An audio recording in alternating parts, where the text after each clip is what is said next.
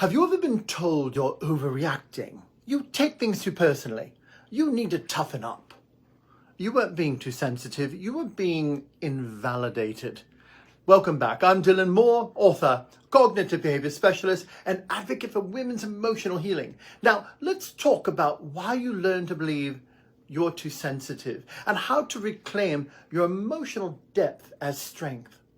Let's educate ourselves on the patterns and recognize why you were labeled too sensitive. If you were made to feel like your emotions were a problem, it may be because your feelings made others feel uncomfortable. So instead of honoring your feelings, they simply dismissed you. Maybe you were raised in an environment where emotional suppression was the norm, and because of the sensitivity wasn't nurtured, it was shamed. Maybe your reactions challenged someone else's behavior, so instead of taking accountability, they made you the problem. Now, because of these patterns, you learn that being easygoing got you more acceptance. So you swallowed your feelings to keep the peace. Because of this, you were expected to tolerate emotional neglect, even abuse. Sensitivity was made a liability in an environment that required survival.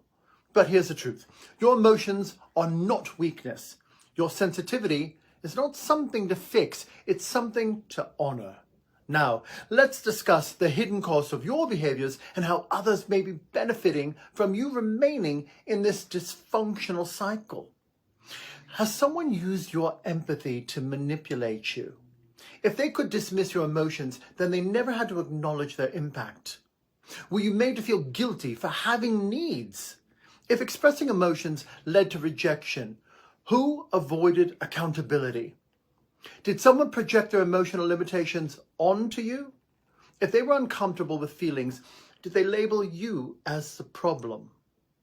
Are you more concerned with how others feel than how you feel? If so, who is really benefiting from you always prioritizing their comfort? Here's the truth. If you were taught that sensitivity is a flaw, someone else benefited from your silence, but your emotions are valid, your needs are real, and your voice deserves to be heard. Here's how to reclaim your emotional depth as strength. Reframe sensitivity as insight. You don't overthink, you perceive deeply.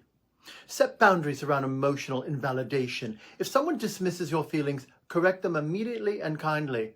I am not overreacting, I'm expressing. Trust your emotions as information. Sensitivity means you notice patterns that others miss. It's a gift, not a burden.